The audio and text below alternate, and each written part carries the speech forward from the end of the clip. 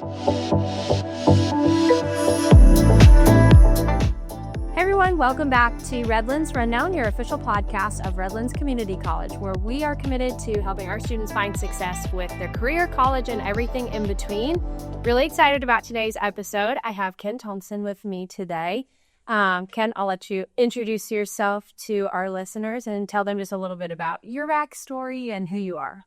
Okay, yeah, I'm Ken Thompson. I'm currently a nursing student here at Redlands. Obviously a non-traditional student. I have had a big career in teaching, over a decade of teaching before this. So big change, as I guess what we're going to talk about. Yeah, I'm really excited because I think a lot of our listeners will be able to relate to, your story and, some of those feelings that you had. And I'm hopeful that, might give some of our listeners the courage, if they've been thinking about making a change, to just go ahead and do it and, talk to you or our staff and faculty about making that decision. So very excited for the conversation. And first of all, I want to say thank you for being willing to share your story too. Yeah, for sure. So I want to start off. So you talked about working and teaching. You have an advanced degree in English, correct? Yes, ma'am. Sorry, I have an associate's, a bachelor's, and a master's degree, all in English, all right. I'm sure. Yeah, that's what I was thinking. So I want you to talk a little bit about what led you to studying English and going kind of into that area. Yeah, I actually, I have a kind of extreme diction and large vocabulary and all that stuff that I worked on over years, but I came from a working class blue collar family, oil and gas, economy just like Oklahoma. I came from Wyoming, but it was basically, you had agriculture, you could work at the prison, or you could work in the oil fields. And I did that for a little bit. I had a pretty good job. I was making good money, but I hated it. It was really dangerous. And I looked around at the people, you'd have a person that was 40 years old and they called him grandpa because he could barely move. And I knew that wasn't for me. Had some other friends that were going to college as well. And so I went to a community college like Redlands. And then English was actually my worst subject. Interesting. Yeah. And it became this kind of irony where I actually had to work at it, and it was kind of a challenge. And I worked at it so much, I got a tutoring job. And then one thing led to the next. I had a degree in English from that community college. That's awesome. And then I loved it by that point. Okay, gotcha. So whenever you got done with your associates and you got, to your bachelor's and master's, what were you thinking your career was going to look like at that point? What did you have in mind? Oh, yeah. I knew I was going to be a teacher. Okay. It's a really weird thing. I was a distinguished graduate from a high school, the valedictorian thing like that. And everybody's like, oh, I'm going to be a doctor. I'm going to be an engineer. And I wanted to be a high school teacher. I kind of said it as a joke, kind of to make my dad mad. But yeah, I saw myself as a teacher. I loved the tutoring. And then when I was getting my bachelor's degree, I decided, okay, I'm just going to go for it. And I'm going to be a professor. That was my big dream, I guess. Yeah. Was to be a tenure professor. Yeah. That's awesome. Yeah. That's cool how things just change and snowball and. Yeah. Yeah. And I got a state university job I did about 4 years before coming down here. Okay. Yeah. Cool. That's awesome. So what are your favorite parts of teaching, or what parts of teaching do you enjoy the most? There are several things. I'm hyper neurodivergent. So I collect learning and skills and people. And I liked that even if I was teaching the same book, like Beowulf or, Paradise Lost or some big Shakespeare play, I could pick and choose and make every day different. So I could teach a book for 4 years, but I could make each time I taught it completely different, right? Different parts of that book, different people, things like that. And I just love people. I dislike a lot of people in the mass sense, but individuals, I loved making those connections. I still have like my very first batch of honors students at the University of Wyoming that I taught. I still get contacted, right? I just got a wedding invite. Oh, that's fun. Last month. That's cool. So yeah, I like making those personal connections. Yeah, that's awesome. So just to clarify, are you currently still teaching? Wow. Yeah. School. I'm just an adjunct now. Okay. And so I teach for OCCC. Okay. Gotcha. Yeah, all online stuff. But yeah, up until last year, I was at a high school Okay. in Kingfisher. Yeah. So still juggling. Yeah, So, yeah. Family and word. Yeah. Yeah. Okay. Yeah, a lot of late nights. Yeah. Yeah. Awesome. Okay. So I want to move on now to talking about, when you kind of had that self-realization that you were ready for a change. And like you mentioned with your career and getting into your career in English, changes kind of build over time and start to add up. So I want you to talk about when you maybe had that first itch of, moving out of teaching, or when that might not be the long-term fit for you. Can you tell us a little bit about it? Yeah. And I want to say first off that I don't see myself as ever not being a teacher. I'll come back to it eventually, probably. But yeah, it was a really slow build. And I think that that's one of the reasons why I was okay with being on this podcast is there aren't a whole lot of resources here in America that basically encourage you to not have a plan for a little bit. Does that make sense? It does. It makes a lot of sense. I had this plan, right? A very type A. Yeah, plan. I relate to that. Okay, so what? You have a plan and know what's going to happen for the next week, month. Yeah, and I wanted to destroy it, and then I got there, and then it wasn't exactly what I wanted, or it didn't support what I wanted anymore. I changed, Me now, I'm almost 40.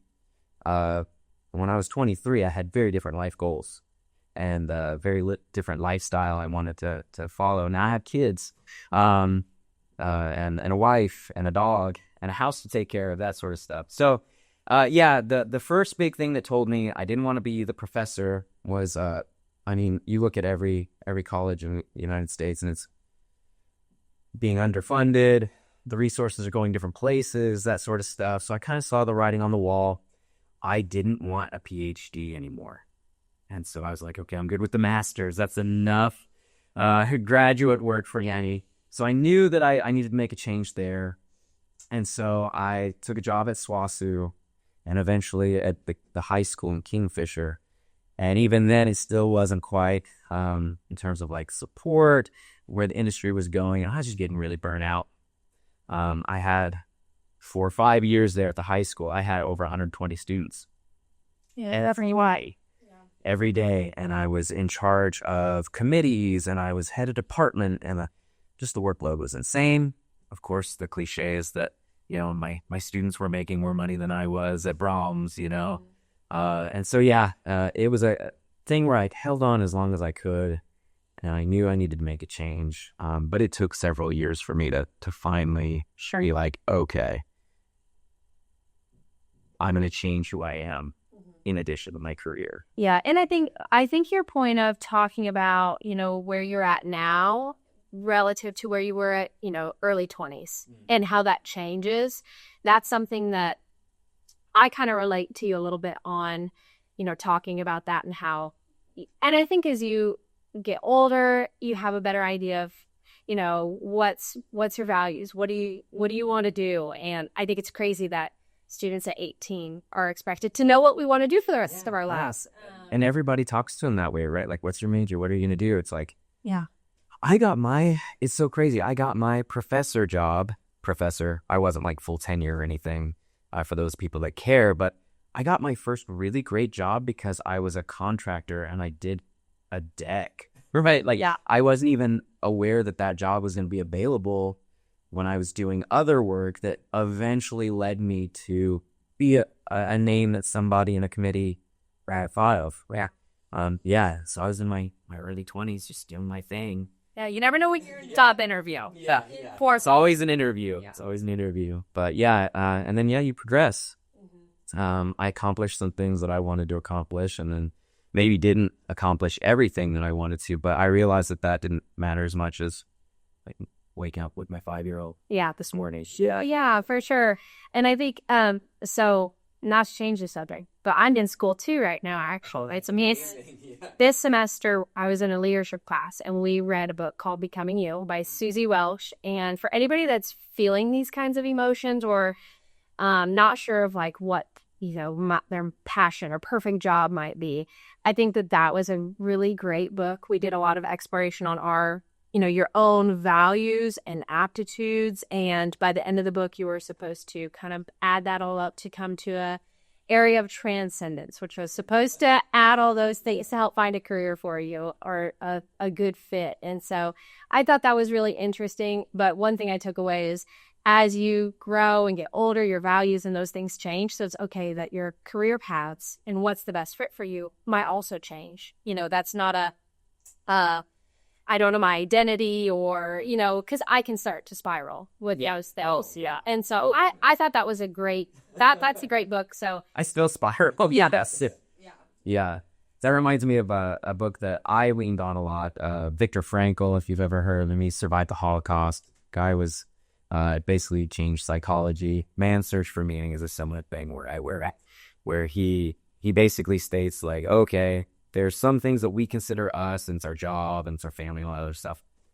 We can change it. Outside forces can change it, but there's got to be something that you your values, what you care about, what you believe in that can kind of push you through those difficult times. Mm-hmm. Yeah. That's cool. I'll put that on my list. Maybe you're going to school for? We're doing my MBA, right? Oh, wow. Yeah, I see that. Cool. So both of us, I have a master's in neat science, actually. So we're both kind of like, I'll change things around. Yeah, very different. Awesome. So I want to move on to the actual new direction. And I know that making that decision to change directions after having, several degrees like you do can feel intimidating and almost, in a sense, like feel like you're starting from square one.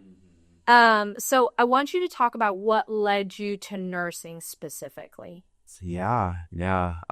There was a lot. It was a confluence of things. When I look back, it's like, oh yeah, duh. Like, how did I ignore it so long? But yeah, it was one of those things where it felt almost embarrassing to have to realize that I made choices in my life that led me to a spot where I was unhappy, right? Or that I made a mistake or something like that. Because that's the way that a lot of people talk about it. There were a couple of things that really, really helped me. And looking back, I always respected people in healthcare in the same way that I respect people like in the military or other careers like that I like teaching, asked people to kind of go above and beyond and be really professional. Yeah, my students were actually part of the thing that helped me. Okay. Kind of feel like not only is this an option for me, but that I have an aptitude for it. I was tutoring my students in my English classes on their anatomy. I was giving them my devices, memory tricks for their chemistry and other things like that. And I was like, oh yeah, I remember a lot of this. I actually didn't hate it as much as I thought I did. Now that I'm an adult and I could see the use for that sort of stuff. And then, yeah, I have an aunt who became a mentor of mine. She went back to school and she's a PA now. Okay. Awesome. Yeah. Oh, yeah. She's great. She's crazy. But I saw, okay, if she can go back to school and she's even older than I am, with all these challenges that she's facing, okay, maybe I can do it too. Yeah. And she's been a great help. That's nice. I think I was going to ask if there was a specific person or experience that helped to, push you over the edge. Yeah, it's great when you have somebody close that's kind of a mentor to, gives you that confidence. I can do that too. Yeah, and if I'm thinking one moment where I was like, okay, this is happening, my daughter being born was a big one. We had the head nurse in that room, anything that came up, any issue, she knew what to do. She was such a huge help. And then she was really she was emotionally intelligent as well. And so she knew it just it was so crazy to see. Not only does she know what to do and, she's getting the work done, but she was able to connect with every single one of us in this really, really stressful situation. I was like, okay, that's awesome. Yeah. I'd see myself doing that. Yeah, for sure. I can see you doing that. Just I appreciate it. With the interactions that I've had with you, your emotional intelligence is high. So any patient that you had would be, I think, happy to work with. We hope. Well, that's half the battle. So another question that I have kind of going off of that, did you ever have any pressure to just kind of stick it out, or that feeling of this is safe, I'll just stay here? Oh my let's stay in teaching. Yeah, immense pressure, both just finances, right? Sure. The realities of the world and having a family and a house, mortgage, all that stuff. I'd worked, it was 11 years of teaching. 5 at that school. And so I was one of the most experienced people in that building. So that was part of it too. You feel like, especially in teaching, and I guess healthcare is like that. There are jobs where you are doing more than just a job, right? I was part of community, right? I'd had several families where, I had their cousins and their brothers, and I go trick-or-treating with my kid and everybody knows my name. And so, yeah, there was a lot of pressure financially within the community. I felt like, okay, I'm letting them down, And then there was a big one where a lot of us tie our identity into our job, right? I wasn't just Ken. I was Mr. Thompson, teacher, master's degree, right? All this other stuff. And so, yeah, there was a lot of pressure to stick it out. And I did for as long as I could. I ended up staying an extra 2 years. Yeah. Longer than I probably could have. I could have quit sooner, but I felt like I needed to and I tried to stick it out a little bit longer than maybe was healthy even. Yeah. So now that you've made that transition, some of those fears that you had of letting people down, hopefully that's not been the case. And I will share that there's been a lot of support, and Kingfisher is not too far from El Reno, but one of the things my husband and I blab with is the community and the sense of community. So I'm sure that you've had people rallying behind you. Yeah. And it's amazing the people you find that do end up being that support for you, right? All around community there. They're both sad, but also not super surprised. The way they put it. Yeah, a lot of support. And after making the decision, I was just like, oh my goodness, it's a huge weight off of your shoulder, right? Good. I'm glad that those fears did not, weren't the reality. Maybe I just replaced them with new fears. Like clinicals. I don't know. Fears. Yeah. Okay, so now I want to talk about your decision to come back to school at Redlands. And you talked about, being a non-traditional or adult student, which I don't think a lot of people know that we do have a lot of non-traditional or adult students, however you want to call that. But, they're an important part of our student population here at Redlands. So I want you to tell our listeners what that transition was like for you to come to Redlands as, an adult student or non-traditional, whatever you want to call that. Yeah, and I'm going to be honest, if I sound biased, it's because I am now. I'm ride or die for Redlands and the nursing program here. Awesome. That's what we love to hear. Yeah, I love them so much over there. So Redlands stood out to me. I applied to every major college, right? I have a really great GPA, master's degree. Some would say overqualified. So I just basically, my plan was to go to whoever was going to offer me the most money, as terrible as that is. But in the process of applying to, OSU, OU, UCO, SWASU, there was a very different vibe, especially me being a non-traditional student. I didn't care about some of the resources that some younger students might really care about. I cared about, okay, what's my education going to be? Who's my cohort going to be? And how much is it going to cost? But which is that's a big factor. Yeah. Right? I mean, everything is so expensive. Yeah, obviously. But I quickly changed just being here on campus. Like when I physically visited the campuses, it just felt so different here in Redlands. And in fact, Macey is one of the reasons that I chose Redlands. It's funny. She helped me navigate some stuff really early on. And people were so personable here. Like, if I had an issue, people were coming out of their office, introducing themselves, and just dropping whatever they were doing to help me. And I wasn't even, sure I was going to go here. Yeah. And so, very great vibe, very comforting. And I didn't have the problems or that kind of cold distance. I wasn't just a number. I wasn't just an email, right, sort of thing. Yeah, and that's something that I've talked about a lot is from my experience as a student at Redlands, because I came here and then went to OSU.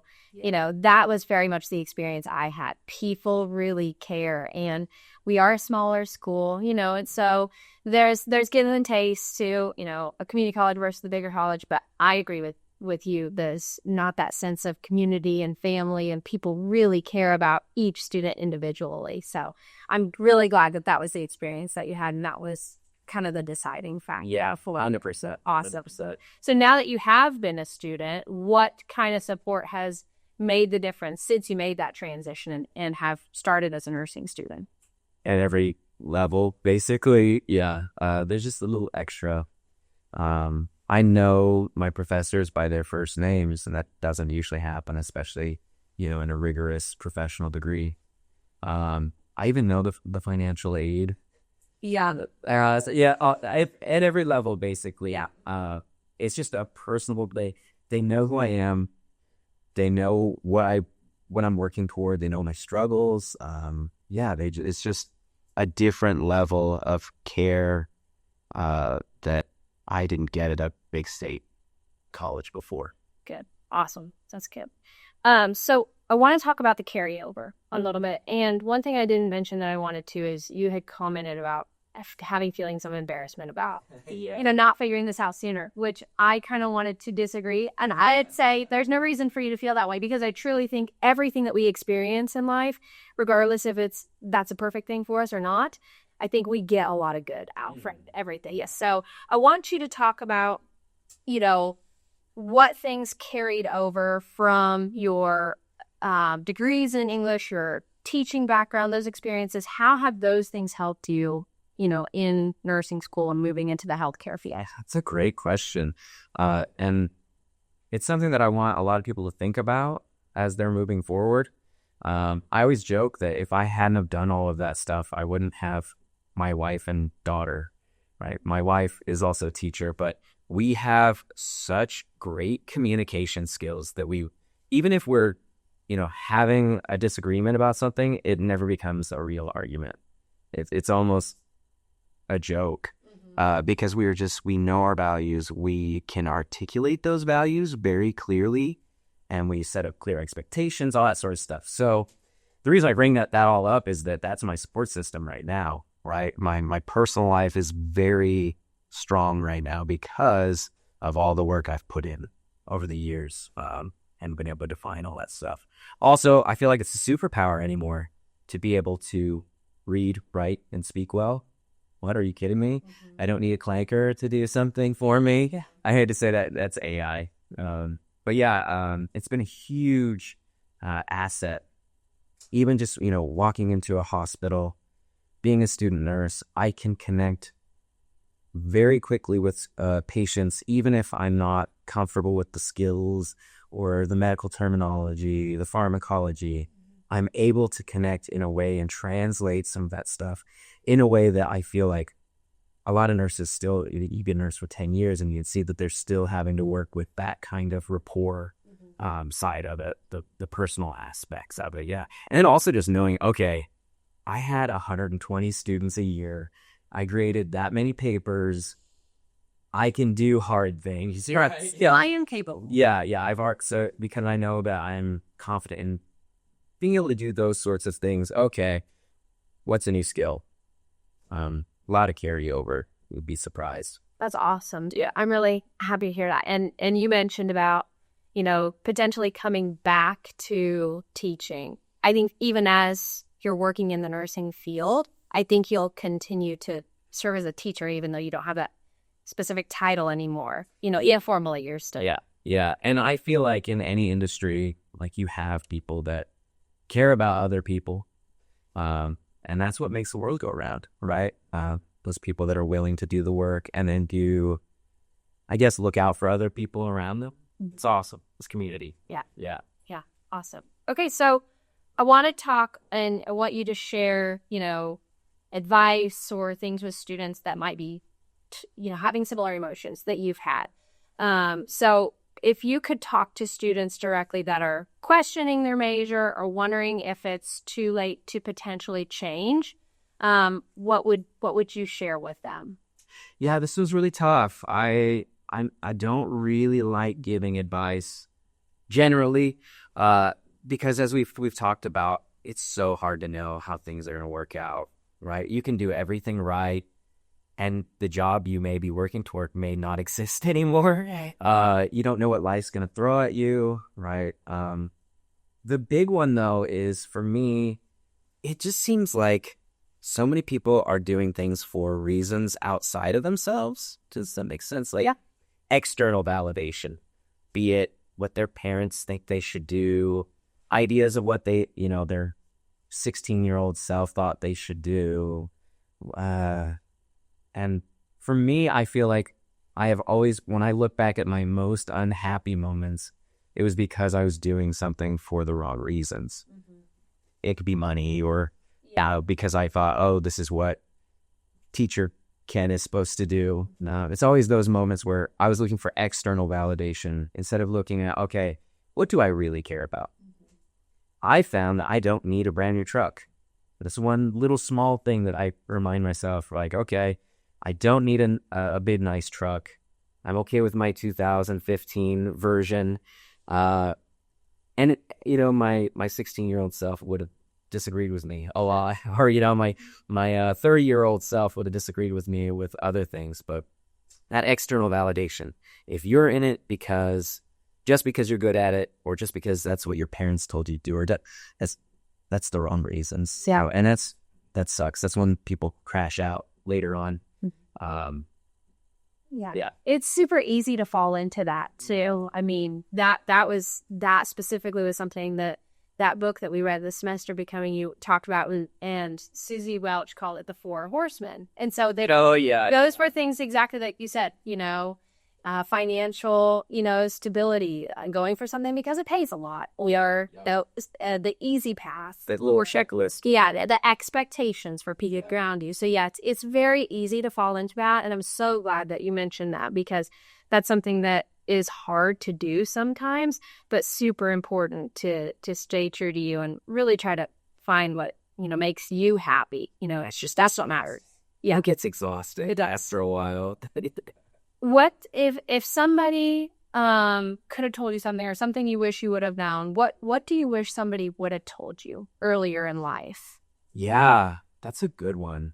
I honestly would be too afraid to build any paradoxes, right, with like the time travel thing, because I genuinely think that there's not much on the whole that I feel like I could change to make things better. The big one would just be to chill out. Like, everybody has anxiety, right? And I'll leave this room and immediately have anxiety because I'm going to go talk to my nursing professors about next semester and the clinical rotation and all that stuff. But I just cared so much. And it didn't matter. Like, so much of it didn't matter. So many negative emotions and stress and anxiety about things I didn't have control over. So it didn't really matter. And even if it did, me worrying didn't change it. It just made my life harder. Sure. It made it harder for me to lean in on people.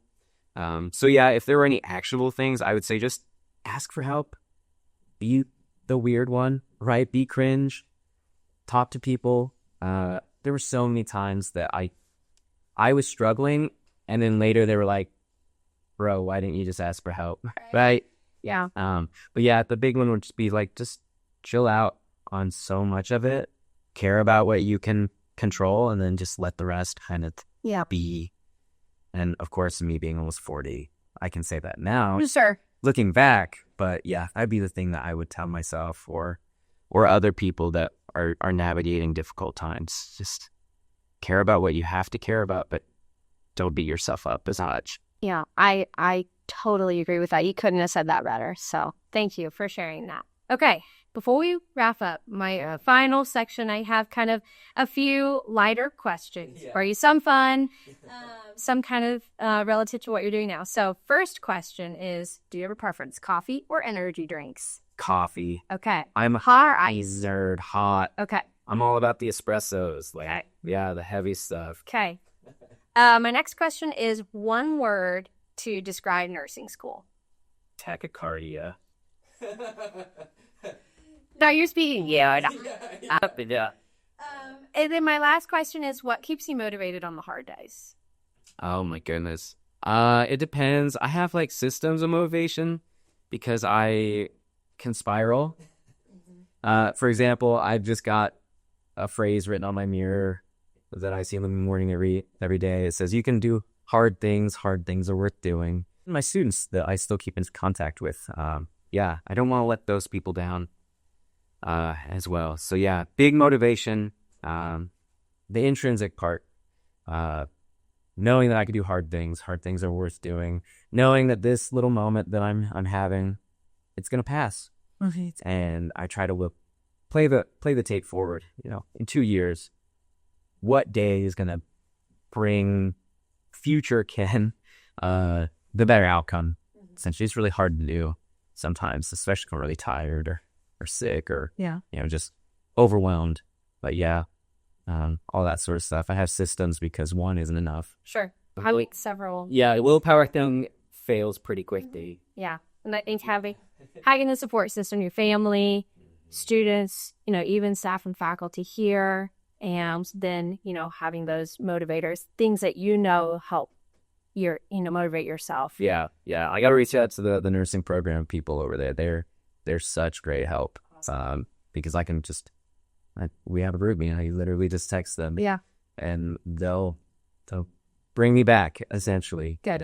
Awesome. Well, I just want to say thank you for joining us today and sharing your story and your experience. I really hope that we have listeners that resonate with some of the things or give them the courage to maybe make a change if that's something that they're thinking about. And so you gave tons of great advice that couldn't be put better. So I'm excited for our audience to listen to this. And again, thank you so much for sharing your story and talking about your experience at Redlands and, how your pathway and your testimony is just, showcases how it's okay if things change direction and you need to make a change. Yeah, I really hope that it helps somebody out there.